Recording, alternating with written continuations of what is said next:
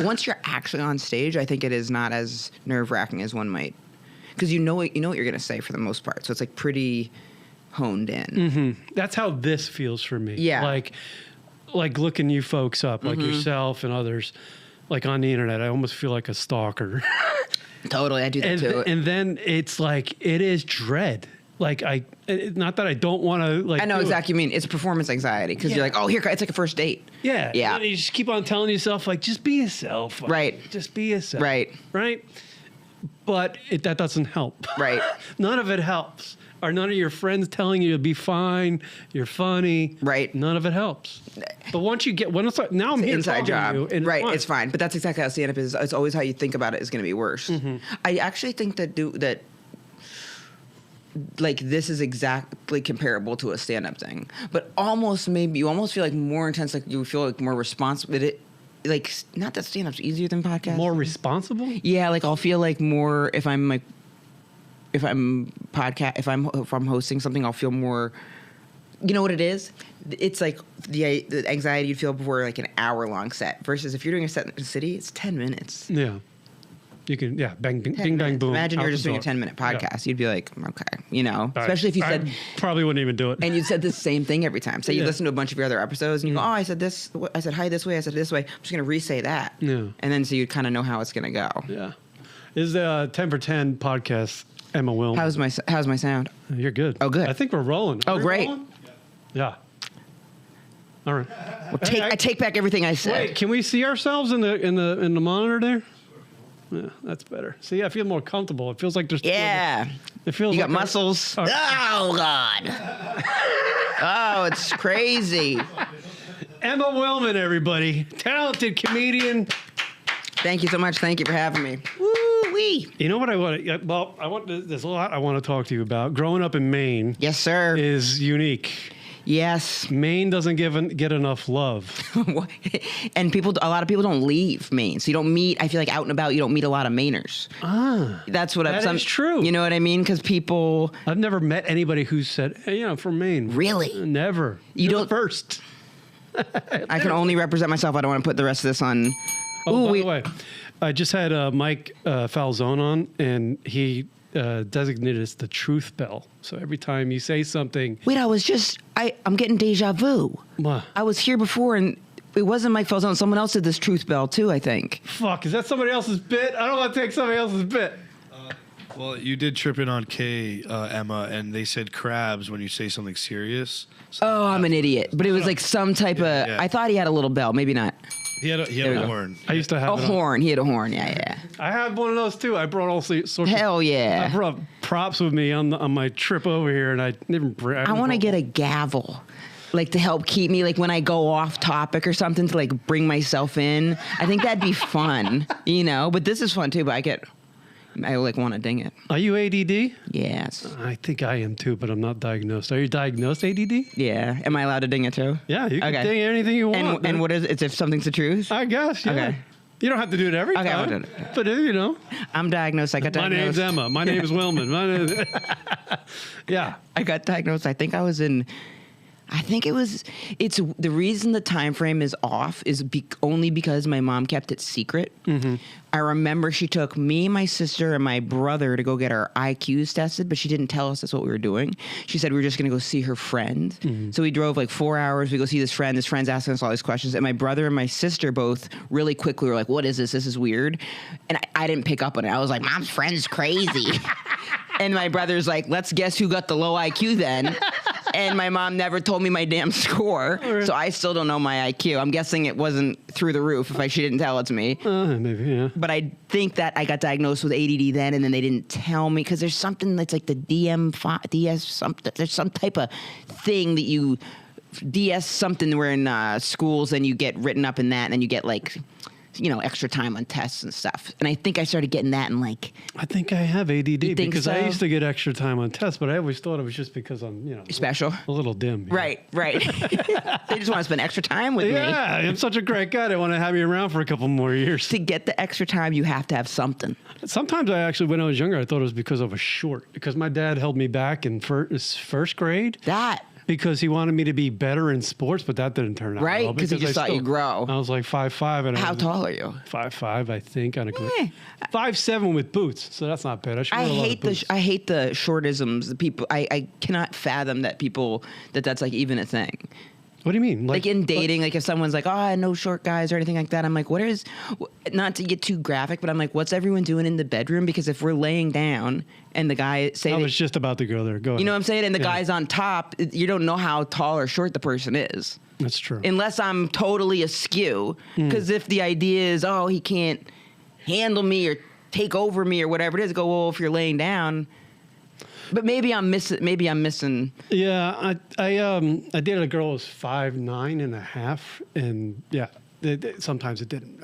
I got tired. It's a lot to climb. You gotta jump into her arms. Sometimes things don't match up. Things are a little bigger. Some things are smaller. Do you want the woman to be taller, or you do not care? I'd rather be shorter. You would want her to be shorter. Yeah, yeah. I was just engaged, and I'm no longer engaged. But that woman was smaller.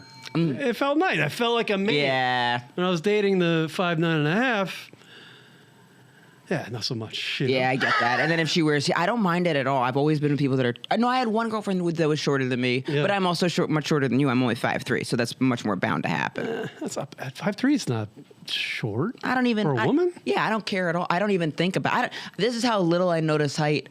I met someone after a show, and this guy, he was tall. I said, "How tall are you?" And he goes, "I'm 6'3". And I was like, "I think that's how tall my girlfriend is." And they were like, "Whoa!" And I go, "Yeah." And they were like, "Really? Did she play basketball?" I was like, "We actually did. Yeah." And then I went home and I asked my girlfriend. I was like, "How tall are you?" She's like, "I'm 5." I think she said she's like, "I'm 5'8". Not even close. Not even close. And I go, "Oh, I thought you were. I said you were 6'3". And she was like, "What? What?" She's like, "You can't be telling people I'm 6'3". That's crazy." But we got it. There's too much going on in life to pinch whatever. It's not that important. Yeah, it's just so much craziness going on in the world. Too much other shit. Yeah. ADD, undiagnosed ADD. We got too much other. So, stuff. Are you officially the first person to leave Maine? I think I'm the first person to leave the state. Yeah, first person to get out. Do you have a plaque there somewhere? No, I've done. But I'm on. What stood Emma Willmann? I'm on the town. My town is so small. My hometown is 2,000 people in the winter, and then in the summer it'll go up to like 12,000. But I'm on the hometown Wikipedia. Really? That's something. Yeah, pretty. That's just a celebration right there. It's like me and there is one the E.B. White's on it, and then other than that, it's like Doug who opened the local general store or something like that. Doug, who owns the town barbershop or something. Are you the most famous person from? No, you know what? Peter Paul, one of the Peter Paul and Mary people, they live there for a while. I forget which one. You know about them? Yeah, I do. Yeah. I'm old, yeah. Because they were like famous. Yeah. And you know who goes to Maine, but he's not from Maine? John Travolta used to go to this island not too far from my hometown. Really? Mm-hmm. It was in Deer Isle, and everyone said he was so nice. How far is Nova Scotia from Maine? I don't know. Fuck. I don't know, but my dad used to go there a lot. Yeah. My dad used to go there a lot. Like that's where he would, like when he would first start dating someone, he would Nova Scotia is kind of like where he would go as a romantic getaway. But Nova Scotia is beautiful. I used to watch this show on Discovery called The Curse of Oak Island. And I feel like that island is up there. And they're trying to find it's a Maine thing. Were they digging for treasure? Yeah. The Ark of the Covenant, I believe. Ooh. They believed it was buried underneath the island. Good luck. I mean, it's like, so my hometown, we're looking at a map. You see where Bar Harbor? There we go. You see where Bar Harbor is?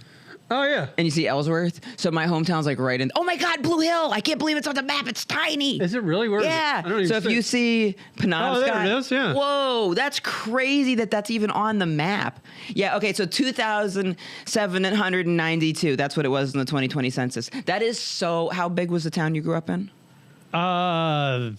Fuck, I don't know. Not that big. I grew up in Long Island. Okay. Small town, yeah. That's got to be like 30,000 though. Yeah, it's got to be. Yeah, it's bigger than that. Bigger than that. Yeah. Yeah, this is like George. Okay, so George Stephen Academy. That's where I went to school.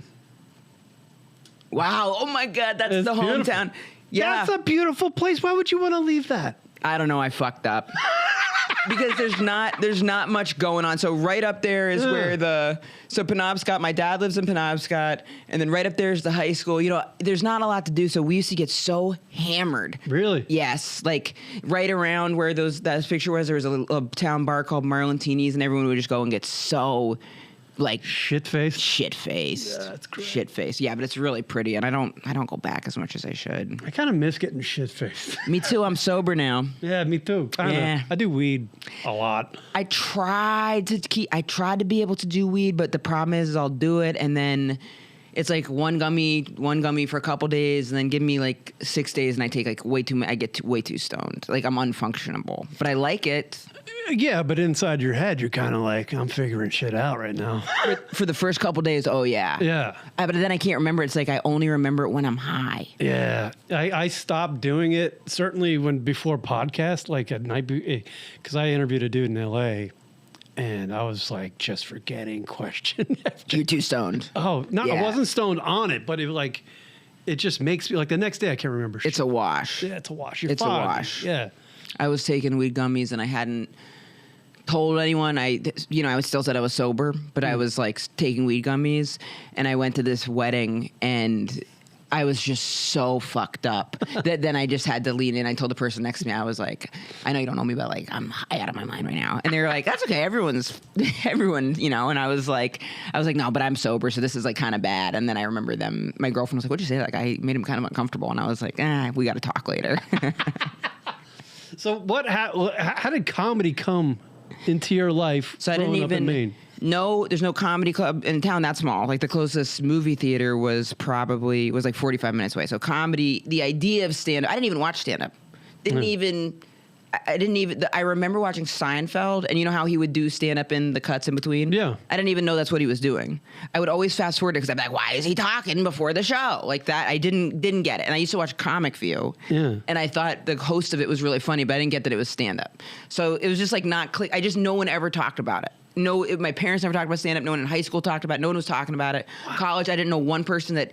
The only comic I ever heard people talk about in college was Margaret Cho. Mm-hmm. And I went to one of her shows, and I still was kind of like... It was fun, but it was at the point of her fame. It was like a rock concert, basically. And then when I graduated high school, I was always interested in entertainment. So I was always interested in entertainment. In Blue Hill, when I was in Blue Hill, I thought I wanted to be in the music business. Because I would watch... Do you remember TRL or 106? Oh, yeah. Absolutely, yeah. So I used to watch those, and I was like, love guessing what the hit song was. It's this week it's at 6, next week's gonna be at 1. I loved that. I know this week fucking Justin Bieber's gonna make #1. Exactly. Yeah. And I would get and I'd be like, oh my God, I called it right. And it's like, yeah, okay. And so you had that vibe in you. I love that stuff. Yeah. I think it was because it was a window to a bigger world. And it was like some way for me to be like, whoa, look at what's going on out there. Your That's personality cool. was too big for Maine. Maybe I think that's how I felt. Like I felt like I was too much. Yeah. I was like, I got to do something. I got to get out of here. Did your friends ever tell you that when you're like growing up? Like, you know what? You should probably get out of here because probably when they wanted me to leave someplace. They said, you got time to go home. You should get out of here. My parents want you to stop eating all the snacks. Yeah. But they would say... I would had a couple friends who we would always like plan about like, oh, someday we're going to do this and we're going to leave. And I would get in trouble a lot too. I was definitely like a class clown. Like I was always going to the principal's office. Were you a class clown? Well, no. My dad was my homeroom teacher, and he's the only teacher to ever give me detention. Awkward. Motherfucker gave me 2 detentions. That's the only 2. That's so knocks awkward. in my career. Yeah. Did everyone knew he was your dad too? Yeah. So they're like, I even had to I drove in with him early to serve the detentions. Fucking motherfucker. I feel like he just wanted to make a point. Absolutely. Like, I'm still your father. Sure. Don't My dad was a around. math teacher, and he would do all my math homework. Always. He'd do all my math homework, and then I would like bomb on the tests. I have a story. Please. So not only was my father my high school teacher is social studies and house. And was he popular at the high school, or did people not like him? He was. He was a football coach as well. That helps, because if it's a teacher, I had a friend in high school, and his dad was the headmaster, and everyone hated him. So then it like comes down. They don't like your dad. Everyone's like, hey, tell your dad to not give me detention and da da da. Yeah, but he also became an adjunct professor after he retired, and I took one of his classes in college. Wow, you couldn't get enough. And I fucking cheated on Oh. him. Dude, I stole his book bag, How could you not? I purposely did a couple wrong, so it didn't. But I got over 90, and he knew in his back of his mind, he had to have known that my son is not that smart. 100%. He's not that smart. And who wears my book bag? Yeah. I used to cheat all the time, and the key is always not getting a perfect score. I'd always cheat and give myself like an 80 or something. Yeah. Because you can't, if you get 100. You know what your brain is. Yeah, I'm in the 70s, high 70s range, maybe on a best day. I used to cheat in this health class where they'd have to like make homemade stuff and bring it in. I remember buying store-bought hummus, and then I screwed it up so much that then I got like a really low grade, and I was like, wait a minute. I was like, no. This should at least be like a B-. Like I put thought into this, shouldn't be a D. Yeah. I like put way too much like just shit in it, and I fucked it up. And they were like, this is the week. What, you didn't read the instructions at all. Did you graduated from college, right? I graduated from the high school, then I went to Simmons College in Boston, and then I went to grad school. Yeah, the new school, right? Yeah, I went to the new school. Is that the one where with the inside the actor's studio? Yes, type it thing? is. What is Yep. that? Tell me that experience, because I love that show growing up. That show was so good. So that awesome. guy, is he still alive? What was his name? No, I think he's gone. James. He was great. Who was that guy? Who's the guy from? Can you look that up for me, Patty? The guy that hosted Inside the Actor Studio. Yeah, he was awesome. I had some classes in that auditorium. I went there because it's funny. I was just back last weekend. I was in Maine, so I saw my mom, and I don't know how it came up. She said I was talking about a friend that was going to school, and then it felt like out of nowhere. She was like, "Well, let's be honest. You really dropped the ball on going to grad school," and I was like, "God damn." Wow. To be fair, she's right. I didn't. Oh, James Lipton. James Lipton. Yeah. How can I forget him and the blue cards, man? I'm shocked I even remembered his first name, actually. But yeah, he was awesome. He was great. Yeah. So he died in March. He died in 2020. Yeah, he was that what didn't influence the reason I went there was I graduated college, didn't have any idea what I wanted to do. I had thought I wanted to work in entertainment before I got to college. I interned at a recording studio, and then when I got to school, I was like, you know what? I'm gonna try to like get into other stuff. I like interned at the State House. I had some sales jobs, but I wasn't really into it. And then I had this sales job I really hated, and I tried to invent something. And then I tried to invent something. I tried to invent a couple things, but the thing I tried to get a product prototype made for was called Stop the Scuff. Do your pants ever scuff when they friction between them and the bottom of the ground? Yeah, sure. They get a little scuffed up. Yeah, a little scuffed. Yeah. So Stop the Scuff was a clear plastic material that would prevent your pants from scuffing. It's like a condom for your pants bottom. That was the idea. It's a rough one. Damn, you don't like it? Damn. Well, that's why I'm here, and I didn't. Damn. Now it's the failure button. You know? But it was. So I thought this was going to be big, but I was like, so I got a product prototype made, but it kept leaving like a residue on the pants, and I was living at my mom's, doing a sales job, sending the money to this prototype company, which turned out to be a scam. Oh no! Crushed. It was like one of those 1-800 we'll invent your shit. But it was a total scam, and it went on for like a year, and they kept being like, just send us more money, we'll get you into Kmart, and I was like, I was already like, I was just like, wait till everybody sees this. Like, I had this distant relative that had invented something, so I knew it was possible. Oh. He invented something to do with the pasteurization of milk.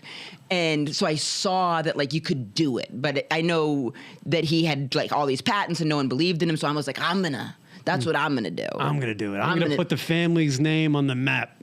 Exactly. Yeah. That was my big plan, was Stop the Scuff. Stop the Scuff. Stop the Scuff. Stop the Scuff. I tell you what, it's better than my ex-fiance's. She tried to invent something? She was like, we'll just rent out golf carts, and we'll get like 3, and we'll rent them out. I'm like, well, you know what? People get drunk on golf courts, and we're just going to have to keep on buying new golf carts. But you could get the insurance, and then maybe you could get, like, if they get in an accident, maybe you get some insurance money. Then we had nowhere to put them. And that's true. This is like, why golf carts? I have no...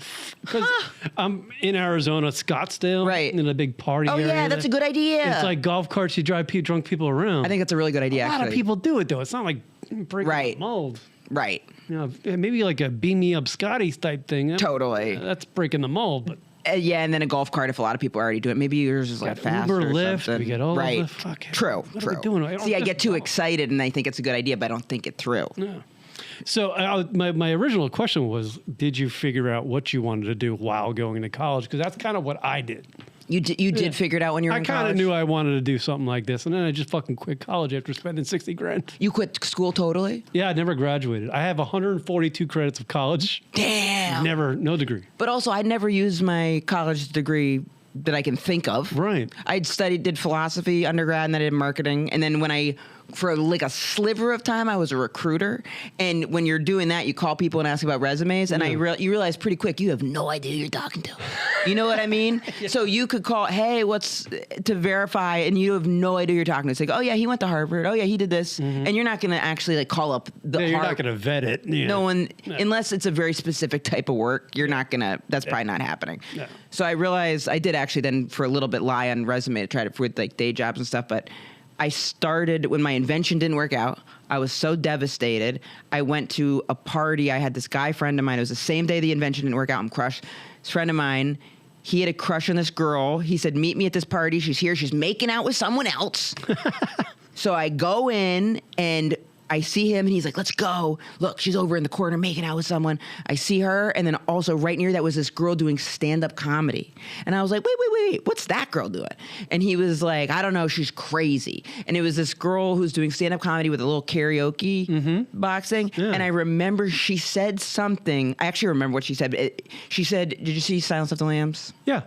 She was doing a joke about the guy and she used the word tranny. Okay. Which I guess like that was like no, that at that time they were like started being like, hey, you're not allowed to. I think she was quoting something like she said something, whatever it was, she used that word, and all of a sudden people in the party were like, I was like, whoa, what's happening? And it was like so exciting, and she started getting heckled and people were like, hey, like it was like a whole, and I was trying to figure out what was going on. And then so afterwards I went up to her and I was like, what was that? And she was like, I was trying to do stand up. And then I was like, I want to try to do that. And that was like the first time I ever saw live stand up comedy. And then I started going to open mics after that. How long did it take for you to get the confidence to try an open mic? I went pretty quick after that. Yeah. And the very first time, I don't know if I've heard other comics say that, like the very first time, I feel like maybe this is just in my head, I was drinking, but I thought it went great. The very first time. Yeah. So I was like, oh, great. This is easy. And then I did it a month later, and it was less great, but not bad. So I signed up for a comedy competition. That was brutal. And then that was Where bad. was this comedy competition? I go from open mic. It was a poetry open mic. So I wasn't even doing comedy at a comedy open mic. Yeah. So then if you even try a poetry open mic, of course they're going to be nice. It's a poetry open mic. Yeah. Do 2 poetry open mics that my friend hosted. I'm so pumped from that. Also, the time frame of this is, so I would have just graduated undergrad, drinking a lot. Yeah. You know, you're 24. At least for me, 24, I felt like I kind of had it all figured out. The world by the balls. I really felt that way. Yeah. At 24, I really remember. Yeah, I think we all did. And that's why for me, 26 hit me like a Mack truck. 26, 35, both. All of a sudden, I'm like, I'm 40 now, and I remember but I remember 24 very clearly being like, oh my God, I could do this, and if that doesn't work out, I'll still be young at this age and that. The optimism in your early 20s is you don't know how long everything takes. No, you don't know how hard everything is. Fuck yeah, you think that's what I'm saying. How expensive it is, and everything takes time. But it makes sense you don't have that time concept at that age because your life has only been 24 years. Yeah, that's all you know. You don't have much history. You don't have much history. Yeah. You're at 24, you're 14 years away from 10. Everything works. Everything works. Oh my God, everything works. I could stay up all night, party. I was snorting a lot of Adderall at the time. Not growing hair out of your ears. God. When does that start? Oh God. If I'm Irish, it probably started when I was 6. I didn't know that was an Irish thing. I don't think it is either. It is, damn. Okay, we'll say it's Irish thing. Yeah. It's an Irish thing. You can't see. I remember staring at my father. He's no longer with us, but I remember staring at his ears. And it looked like the hair from the side of his head. Yeah. Actually, now I can picture that with my dad, too. Oh, he gets some curls in there. Rough, and I'm like, rough. I have his genetics. That means I got to trim that all the time. Yeah. Sucks. But you're muscular. I have to be because I'm short. I get that. I get that. Yeah. So I did that open mic, and then I signed up for the comedy competition. bombed at it. And then I was catering during the day. I had this friend that like was running a catering company, so she would hire all of her like friends to do that. And my parents at about 25, 26 started being like, what are you doing? Like, you're catering, you're doing what at night? Right. Where's your direction? So I took this class at Harvard Extension. Harvard offers Harvard Extension. If there's ever someone where they say they went to Harvard and you're like, this motherfucker went to Harvard, I bet you they went to Harvard Extension. I'll tell you that right now. Yeah. Yeah. I got a family member who says, I went to Harvard Business School. I go, Yeah. the online version, which and if you pay like a couple $100 and you can take the class. I think they've even got free ones and you can get a certificate. I'm pretty sure. Yeah, I almost tried that at NYU. Oh, does NYU do it? They did in the past. I don't know if they do it anymore. So the classes, the ones that I took 2. One of them, I remember. So the classes, yes, anyone can sign up for, but it's still a Harvard professor. That shit was hard. I'm sure. Yeah, dude. I ended up switching one to pass fail. I wasn't even taking it for credit, hanging on by a thread. And then the other one, I think I went in twice. It was a class on how Hitler used media to become a dictator. A media history class. I thought that's fascinating. Yeah, I'm so interested. They talk about camera angles, how he would angle himself as like nice and like all of these things where it would be very ambiguous. Like it was always these ideas of someone's trying to screw you over, but you wouldn't know who, and then he would be the savior. I go, that's so interesting. Yeah, it is. But the class was so hard because it was a history class at Harvard. Yeah. So I go in, I'm like, I don't know one thing he's talking about. I'm like, I recognize that name Hitler and I know about Germany, but other than that, I'm out. Was he using like a lot of big words and stuff and just... I wanted to say huge, but maybe they weren't even, and I was just like, whoa, this guy, he just said the word belligerent. I don't know how to spell that. If it gets past 2 syllables, I'm tapping out. I'm out. Yeah. Bye. Out. So I said, I can't do that, but that media stuff is interesting. Yeah. Because, like, I understood the synopsis. Yeah. Like, I remember that part. And I remember being how he used media. You could use media to a dictator. So then I found a media studies program. And I applied for it, and I remember they gave me a really good deal to go. So I told my parents, I was like, look, I'm going to go to New York. I wanted to go anyway for comedy, because at this point, I've been doing comedy maybe 5 years in Boston. Okay, yeah. And I had won this, like, it was like Beantown's Best, some type of thing. Yeah, you won a few comedy competitions, or at least were mentioned in, like... I did. I placed in a couple of them. Yeah, yeah. But these are all really, those were like, at the time, I thought that meant I'm ready to go. I'm fucking going to Hollywood. Wait till they get a load of this. Yeah, fuck. I won Dick Doherty's Beantown comedy, like, nutsack competition. Like, they've always got these crazy names. I think I won $50. Dick Doherty's nutsack comedy competition. I swear. That's great. I don't know. I'm just like my saying flowers. It rolls right off the tongue. Shout out to Dick Doherty. He's since passed away, but he was a real like character in the Boston comedy scene. But I did that, and then I was like, oh my god, I'm ready to move to New York. And I applied to the school, and then I came to New York. I was here, and then after I graduated grad school, I left and went back to Boston. I stopped doing comedy for like a full year. Oh shit! Mm-hmm. Why? So I studied media. I was studying media studies. I did it. I was drinking a lot and running around doing open mics, bar shows. I was just started to get. Maybe I got in at I think I got in at this club Eastville, which isn't around anymore. But other than that, I'm doing bar shows. I had my own little show. But are you familiar with barking? Yeah. So me and this friend of mine, Kate Wolf, would bark people in. It was like a Saturday at 7. For folks who don't know, by the way, I should point that out. Is when you're like almost like an intern for a comedy club, and you stand outside in a sidewalk and you hand out flyers for what's happening on the inside, basically. Exactly. And you say something like free show, free show, free show, free show. We weren't doing it for a comedy club, though, so it seemed even more sketchy. We were just doing it for this basement room. So people will go, well, what is it? We got to come into the rape dungeon. Exactly. Oh my God. We had it so much easier than the guys that were doing it because, and that was part of, it was us. And then I had a good friend, Steve, who did the 9 o'clock, and he'd be like, can you guys stay? He's like, I feel so uncomfortable trying to get people to come into a basement. As a 30-year-old straight guy, he's like, I'm dying out here. That is a woman's job. No way a man can do that job. Yeah. He would try.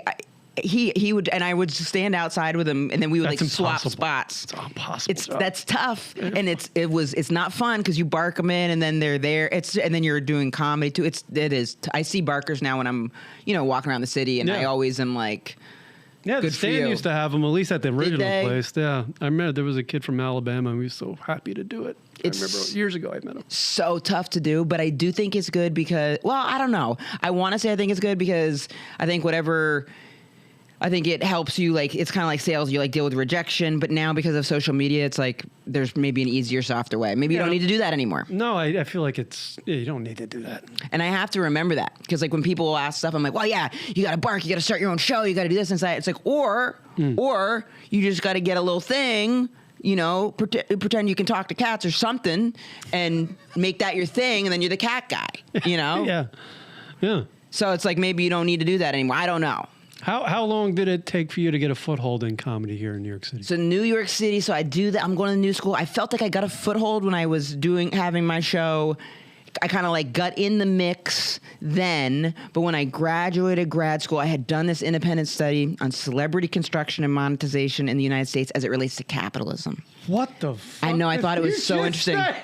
I'll tell you again. My brain just overloaded. I swear to God, my brain is on the spin cycle right now. I know you'll be able to understand it. It's like the same way that we create these reality of celebrity where, like, the story of it used to be this person's like anybody can become famous, you just have to get discovered. The same way we construct that narrative, that's the same way that we construct. It's like very tied to capitalism, and that it's like anyone can have the American dream. And sure, yes, these things are in really broad strokes. Yes, absolutely. Yeah. But the actual reality is much more complicated than that. Right. So it'll be like, sure, No, I anyone understand can. that. You know what I'm saying? Yeah. So it'll be like the reality of how the machinery behind these things is really. Yeah, it's like the Hollywood picture, but the reality picture is much different. It's the two different pictures. Two totally different things, and it's like I did a big part of it was like Greek gods, like the original storytelling, the way someone would be like inaccessible, but also accessible and sensational and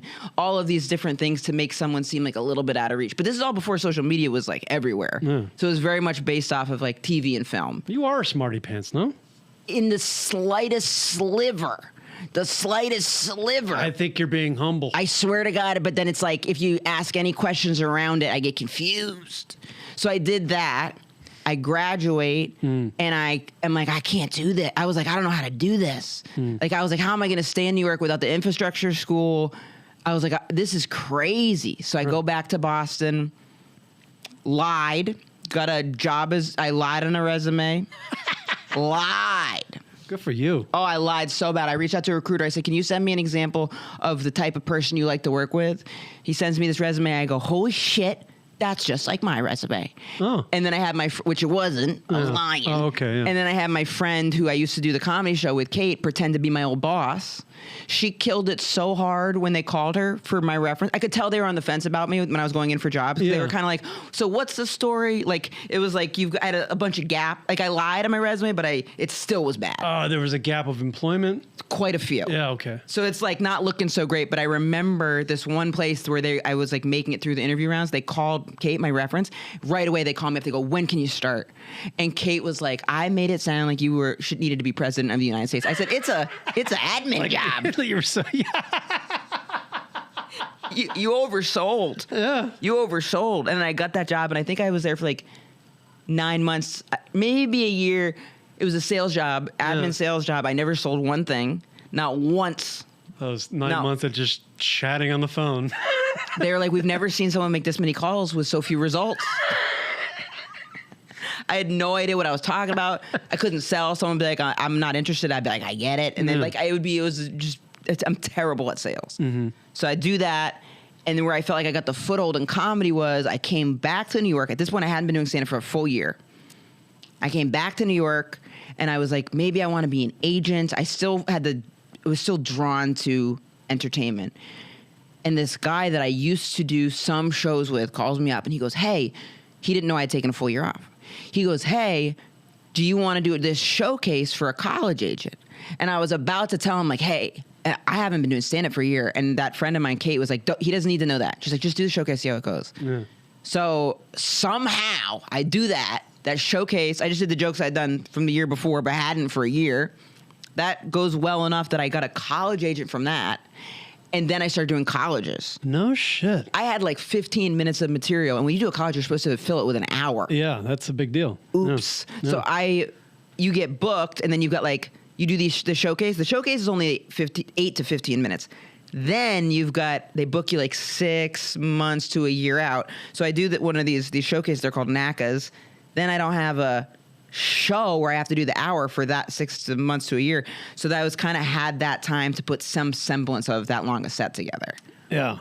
And how did that go for your first time? I mean, your first time doing an hour. It's crazy. It's insane. It's nuts.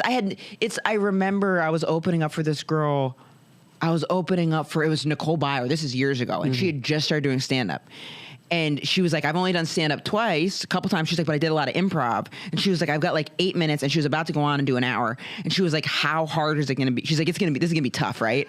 And I was like, dude, brutal. And you know what? Considering that, she was actually like freaking amazing. She ended up, she was smart. She's a very naturally funny person too. So she like did improv games and filled it. And then now, since then she's become an actual comedian. Like she's a comedian and has all the time and all that stuff. But I remember relating to her though, because I did the same thing where it was like, and it was a college that I was opening up for her at. And I was like, oh God, I was there where I had 8 to 12 minutes and they go, okay, timer's going to start. Yeah. Talk for an hour. Fuck.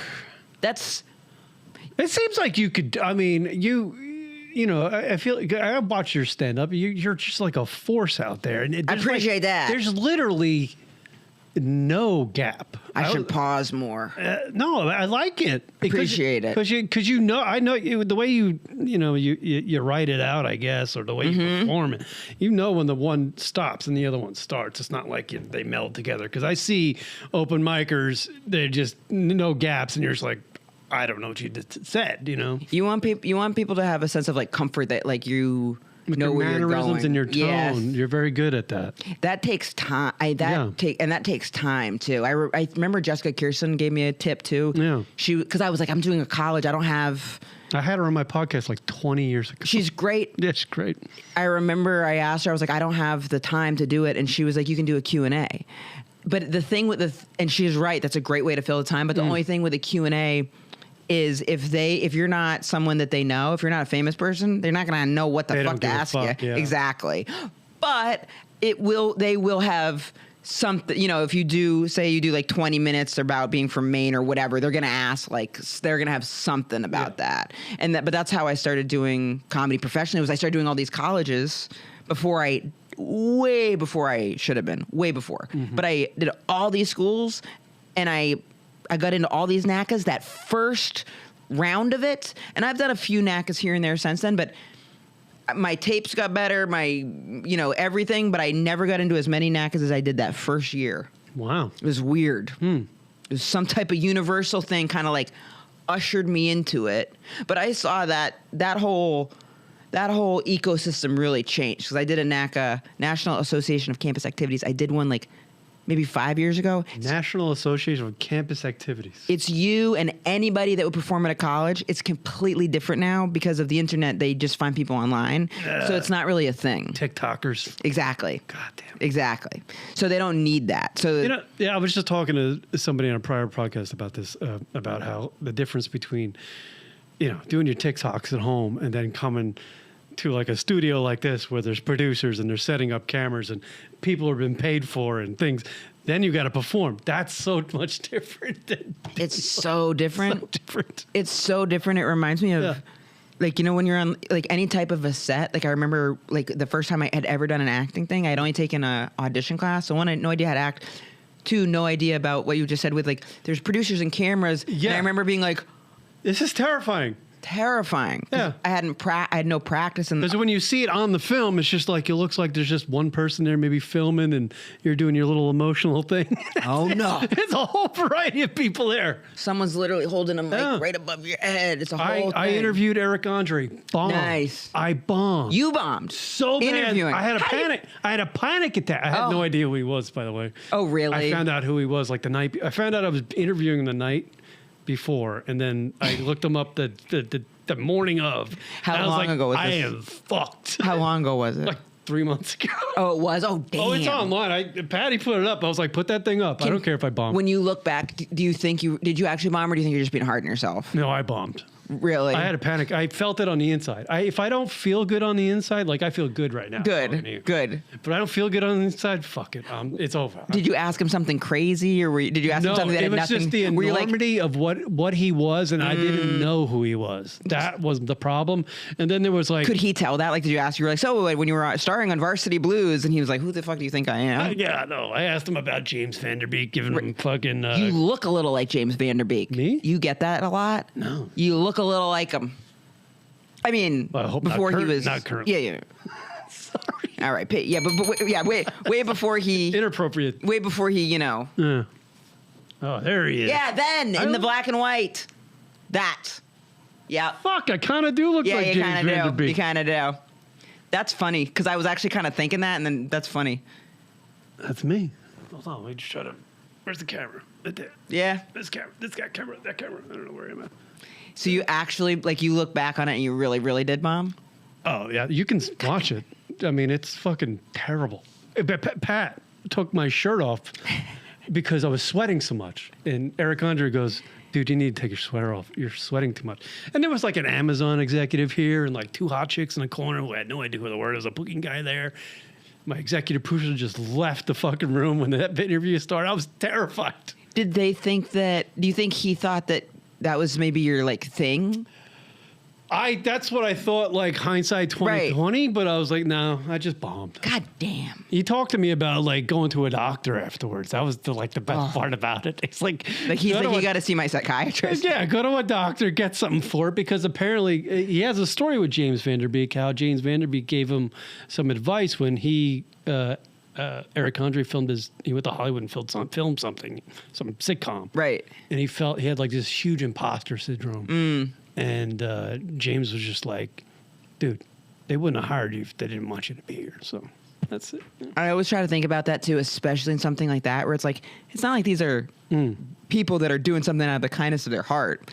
They're doing it because they think you're a good fit for it. Yeah. But then I get where the imposter syndrome can still come in, because you're like, yeah, well, wait till they see what I'm about to do. You know, I've had that. I've been casting something, and then your lines start getting cut. You have to do a bad table read. Oh, you know what I mean? And then you're like, oh. I think that would be the most nervous thing for me to be an actor, is doing the table read. I couldn't agree more. No. Pure panic. That is so, because you're with all the other actors, seeing how they act. It's a very like school type of thing, and then you revert back to being a child and being nervous about doing that. It's so, but if you're like an actor, you probably love it, because you're like, great, another chance for me to get to do my thing. Yeah. That's why the more I learned about acting, or learned about it over the years, the more I was like, whoa, this is every moment that you're doing something else, there's people that are just studying acting. So now, like, now I love watching movies. I love like watching what I consider to be good acting. I also like watching what some consider bad acting. I love an action movie. Oh God. I love that stuff. You know, I don't think people think he's a bad actor. I think he's amazing. I love Tom Cruise. Oh yeah, no. He's amazing. How do you knock the guy? He's exactly 65 years old, jumping out of planes. Exactly. Unreal, dude. I asked an acting coach once, I go, what is it about Tom Cruise? And I can't look away. And she goes, it's because everything he does, he's so 100% into it that you can't move your eyes off him. It's the passion. Like, for example, if you do a fucking podcast about I'm going to talk about trees. Right. But you're passionate about it, you're going to get followers. If you were super interested in trees, that could get me interested in it. But for me, my tie-in I need to know what it was that made you get interested in trees. Because if you start talking about a different type of shrubs, I'd have a hard time following.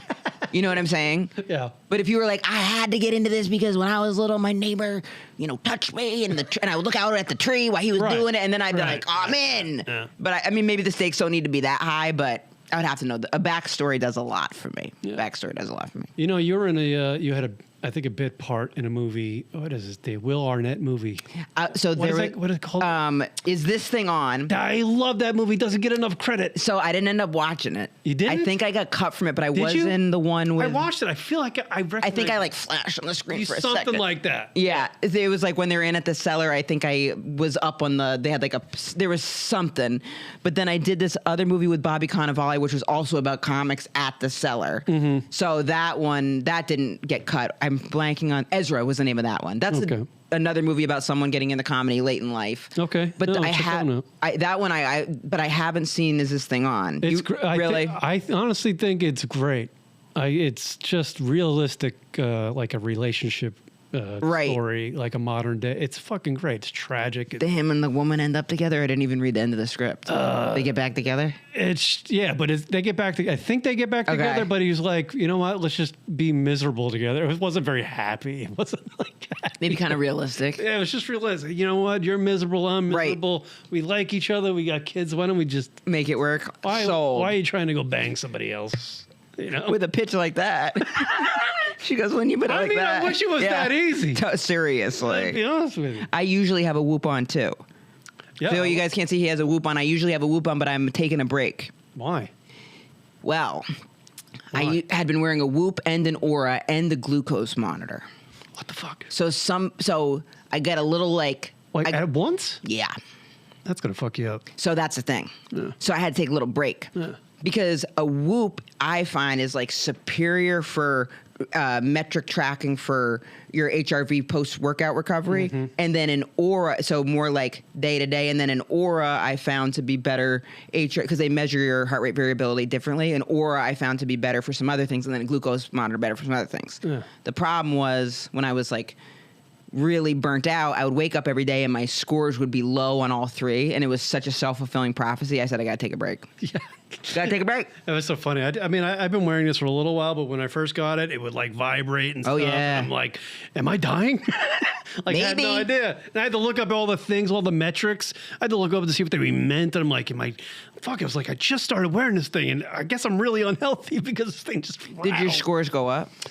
Yeah, some of them did, yeah. And I don't like my metabolic age right now. What is it older than you are? Yeah, it's like 3 years older. So I'm trying to get that down, you know. People should buy these Whoop things.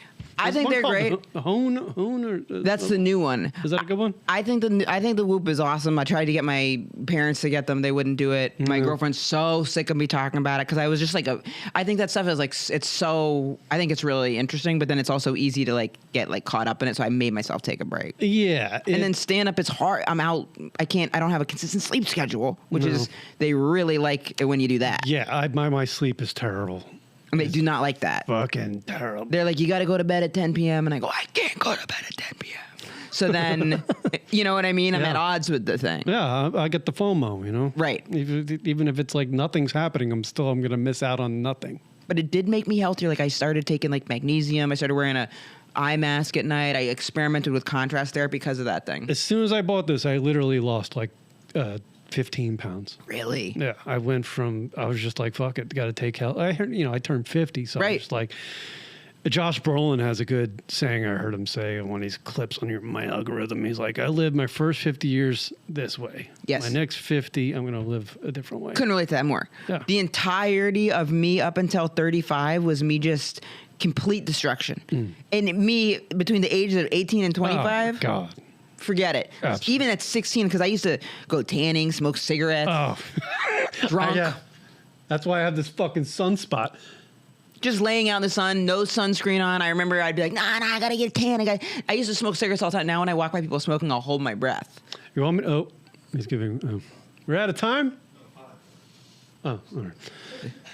I have I'm not going to say that. It's not the confession? It's not even fucking important. It was about a tanning booth, and I remembered what I did in a tanning booth. You jerked off in it? In West Virginia, yeah. You did? That's funny. You can't be the only person that's done that. Yeah, you're in there laying. It was in the back of a fucking video store. It's back when they sold videos. I've never heard of that. A video store tanning booth place. Never heard of that. Only in West Virginia. Are you that sound... Because don't they usually have like the porn, like jack off things in the back of those video stores? Yes, there was one of those too. It was a separate thing. Okay. In the middle of Morgantown. It was the worst thing. I went down there not to like, scrap. I was like, I gotta do this in the privacy of my own place. Totally. I'm not gonna publicly do it. It's weird. It's odd. Yeah, just get a video VCR and do it on your own. But I sat in one of those just to do it for a second. It was like, you push like buttons and you don't really get that much time to watch anything. Is it a video or is it like the girl pops up? I think and this one, it just constantly played. It was old. I mean, Videos. I'm old. It was old, and you just hit buttons. Wow, how far we've come. Oh God. I mean because I know the ones where they have it like the girl's dancing and then she like gets close to it and then you like have to put another corner, another dollar, and all that. Yeah, I never done that. But this was just with video. Just video. It was weird. But having a tanning bed in the back of a video store weird is too. that's But it was like really weird. It was the only place to go tan. I mean, vanity. You want to be tan for the fucking Everyone club. was jerking off in that thing. Yeah, it's terrible. Yeah. I would be shocked if that wasn't even implied that you were going to do that in there. You know what I mean? It's the only time I did it. I just want to do it. Just fuck it. I used to go to a tanning bed. I never did anything like that in a tanning bed, but I used to go to tanning beds all the time. Yeah, no, it's bad. I loved it. I loved the tanning bed. Loved smoking cigarettes. I mean, and I try to think. Sometimes I'll be like, was I happier though when I was doing all that stuff? Maybe. But also, I couldn't operate like that now because I would just collapse. But you're never thinking at that age. You're never thinking about, hey, I'm destroying myself right now. Right. You're just looking for the next, like, hey, I want to meet this woman and maybe we'll go out, or I'm gonna meet this, whatever. And you've got friends I had this friend, Sarah Herrick, and we would just smoke pot and drive around and smoke cigarettes and go tanning and blow things off and get fucked up. And I wonder if it was like, was it us getting so fucked up that was so fun, or was it also that we were just like hanging out and talking shit? Because that's fun too. Yeah, that's the only thing I ever wanted to do in life. That's why I do fun. this. 100%. Yeah, this is like the adult version of like driving around. We used to go like off-roading and like it was fun, but we were also just chain smoking cigarettes. Yeah. Pulling over. We would, look back. We would smoke cigarettes. This is really disgusting. Smoke cigarettes and pack lips. That's crazy. And that's then fucking hardcore. It's disgusting. And then cut to me. Then I'm at 38, 40. I'm wearing a Aura and a Whoop and a this. I was doing the whole go out in the sun first thing in the morning. But your body is resilient. It is amazing. It is amazing. How much is amazing. Just switch. 3 months ago, I was fat as fuck 3 months ago. You lost 15 pounds in 3 months? Since my trip to South by Southwest. Oh, wow. I was fat as shit. You think it was because of the Eric Andre thing? It was that, and I was going through, my fiance just like kicked me out the door. Oh, fuck. No reason. Damn it. Damn you. That's probably why the panic attack probably wasn't that's exactly why. It probably wasn't Eric Andre. No, it really had nothing. It probably did have a little bit to do with him, but... I bet whoever you interviewed after getting kicked out of your house, you'd have a panic attack. I would imagine. It was just bad luck. It was someone who, of note, So talk to me about the stand. And what does a stand mean to you? Because you performed it a lot. I've been looking up on the internet, and everything is. I think the stand was the last club No, it wasn't the last club I got into the city, but so this was. I remember it really well because they used to have their other room was on. Oh man, what was it on 21st? I don't remember the first one. The original first one. Yeah, I don't remember. It's in Gramercy, wasn't it? Yeah, and I remember I would walk by it all the time. I would go in and I would watch Frantic Mondays. And Frantic Mondays, oh my God, I remember going and watching it. It was Bill Dawes used to host it. And I remember like going, and I remember it was before Patrick moved away, so he would be there sometimes. And when you're starting out, you see a booker, even now though, you see a booker. Like I did a show, and now I've been there for years, but like a Patrick, I saw him the other day, and he was at the show that I was at, and then I felt, I still feel nervous if someone's a booker and they're gonna watch it. Like I'll put like a little extra like twerk on it. Really? I knew. I saw Patrick before. It was the outside show, and I saw him before, and he was like, I'm going back over, and I was like, oh great, you're gonna be there, and he was like, yeah, and then in my head I was like, fuck, because it's like you're like so I went on stage and put a little extra. Seriously, because there's something. It's so impressionable. You go, it's just like you care what you care. You're not gonna not.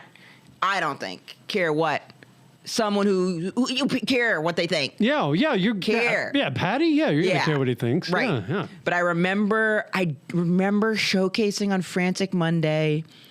He gave me I think I asked, and he put me up showcasing Frantic Monday, and then I said, "Do you have any notes, or do you have what do you think, or whatever?" Like for you, okay. And he said something, which now actually I'm like feedback like this is good because people will be like, if someone doesn't get, if you don't, sometimes you don't get past, you just don't hear anything.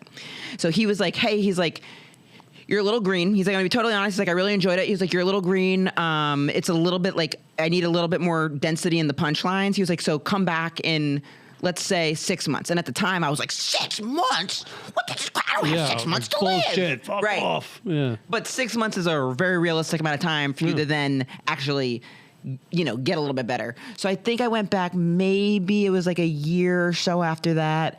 And then I think it was actually maybe 2 years after that, he was like, you can start sending in avails. But I remember that really How'd that feel when he finally said that to you? It's very exciting. It's super exciting. People tell me about how hard it is to get into a place like oh, this. Yeah. People don't understand what New York... What do they technically call it? Getting past? Getting past. Yeah. And also New York is its own unique algorithm because one of my favorite things with clubs in New York City, like a club like this, like the Stand, like people go to the Stand. So then they can book just the funniest people that they want to book because people are already going to the Stand. So they're not necessarily, they can book people for that. Mm-hmm. So then like it's based off of merit's not the right word. Is merit the right word? It's going to be based off of if you're, and then it's in New York. So it's like it's just like the most competitive of the competitive of the competitive of the competitive. Yeah.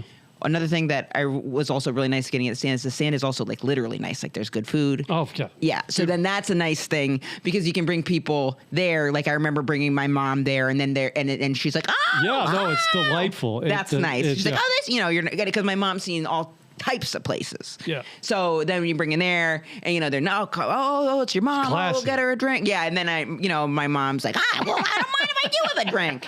Or my girlfriend always like, if she has friends in town, she'll be like, you know, we'll go there, and then it's like a nice overall experience. But it's exciting, but it's so nerve-wracking when you're trying to. That's everything to try to get in it when you're in New York City trying to get in places. Yeah, it's when people too. When I'm like, you know, when they have a goal for being in the city, I'm like, and I know everything has changed so much in social media, but I'm like, if you're gonna be in New York, you're in New York to get as good as you can get. Yeah, and then you know, getting past is like.